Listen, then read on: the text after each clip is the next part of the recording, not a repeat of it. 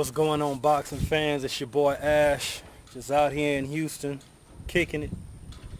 About to do this post-fight video for Sergio Martinez, Sergiy Dzinziruk. Another good outing for Sergio Martinez, man. This guy is an anomaly. 36 years old, fighting like he's in his 20s as far as his conditioning. The dude is just putting it on these guys, man. This was a typical Sergio Martinez fight. It's like I said on the radio, he does a lot of things that gives fighters a false sense of security into thinking that they got him trapped, like fighting with his hands down. He baits these guys in, and then when they throw punches, he moves his head. He moves it just a little bit, just to get out the way, and he never takes his eyes off of you when he uses his head movement, because he uses it as a part of his timing when he counters you. And you saw Sergio use the jab a whole lot more in this fight. You know, he dictated the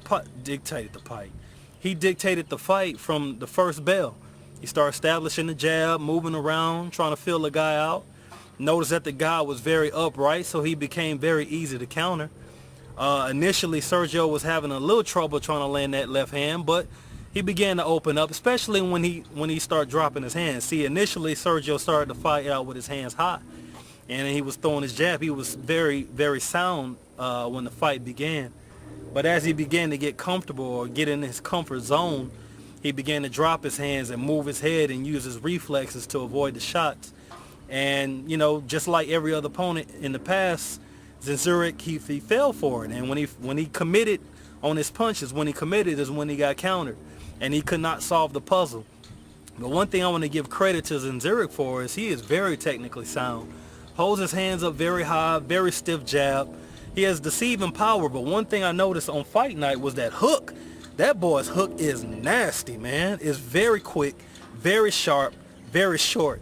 And he was giving Sergio a lot of problems with that hook as the fight progressed. When they got, into, halfway through the fight, round 5 and so forth.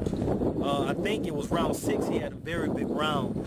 It's probably one of the only rounds that he won, but the right hook was a very decisive weapon in that particular round. Actually, he started to establish the jab a little bit more in that fight too, and I think it gave him a little confidence going forth, thinking that he can get to Martinez, because he began to step on the gas a little bit more. And one thing you don't want to do against Martinez is put on a whole bunch of pressure when you think you have him hurt. It could be a trap. He sets lots of traps in the ring, and that's basically what happened. Once Martinez saw that Dzinziruk was starting to apply more pressure, he just used the guy's aggression against him, caught him with a tremendous left hand and put him down. And you know, Dzinziruk has never been down as an amateur or as a pro. Well, his ass touched the canvas about 4 times in that fight, so that really shows you what he was up against. I take nothing away from Dzinziruk, and I definitely want to see him again in the United States. I think he's trouble for anybody at 154 pounds. I think he's trouble for anybody at 160 pounds. He's one of those guys that you definitely need to bring back. There's not really much weaknesses that he has to his game. One of the biggest weaknesses that he has to his game is the same thing that plagues most European fighters, in the fact that they're too upright, don't move their damn head. If you don't move your head, then you're just presenting your opponent with a target. In the case against Martinez, you presented your opponent with a very big target for a big shot, which ended up being a knockout blow, which is why Sergio Martinez continued to win. Looking for that marquee matchup where he can really make some money. As far as making a statement, he's done that several times over. Number 3 on the pound-for-pound list, on some people's list, maybe number 4 underneath Nonito, if you include Mayweather on the list. He's been rather inactive. And, you know, Sergio Martinez is still on the prowl for those guys, trying to get the big name fighter in the ring. It's not likely you'll see him in the ring with Mayweather. 160 pounds, those are substantially bigger guys. If Mayweather were to take a fight at 60, nobody could ever criticize him again. He's a very small dude. 160 pounders are very big men. Getting in the ring with Sergio Martinez, a guy who's that athletic and that gifted at that weight and that strong, you could not say anything about Mayweather if he took that fight. I still don't see him taking that fight. Damn sure don't see Pacquiao doing it. But it's just the type of fight Pacquiao ass would take, so I hope he don't. You know what I'm saying? Because even though he probably could do great things in that fight, getting hit by a guy that size, by a guy that outweighs you that much, especially even, you know, in your walk around weight, Sergio Martinez is huge. Pacquiao is not. But I'll give Pacquiao the world of credit if he take that fight. Neither one of those guys are going to fight Sergio Martinez. So it's just likely that Sergio Martinez will have to continue to feast on 54-pounders and 60-pounders. Or, you know, take a gamble and go up in weight, take on one of those big guys at 168 pounds. Guys competing in that 168-pound tournament, where the winners or losers, there'll always be opponents for him. But being at the fact that he's 36 years old, you know, his shelf life in boxing is not too long. You know, he only has, I don't know, maybe about 3 years tops, 3 to 5 years tops. He doesn't have a lot of ring wear on him, but he's still old.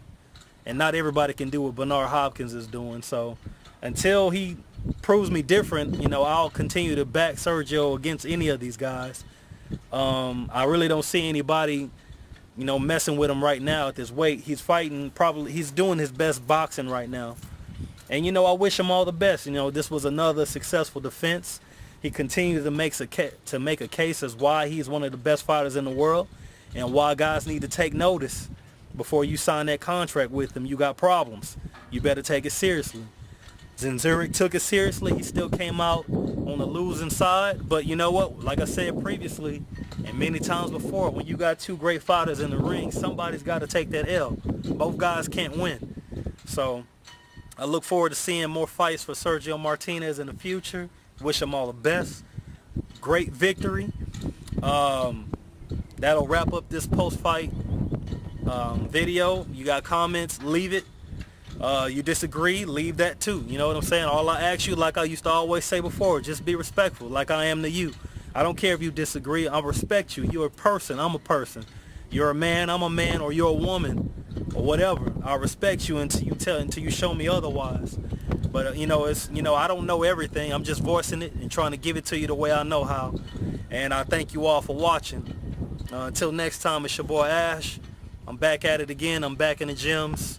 I'll be at Savannah's probably before the end of the week, seeing what's good over there. And until next time, you know what I'm saying? It's your boy Ash. You know, I'm going to keep doing it like I do it. I'm going to holler at y'all, man. Peace out. Thanks for watching.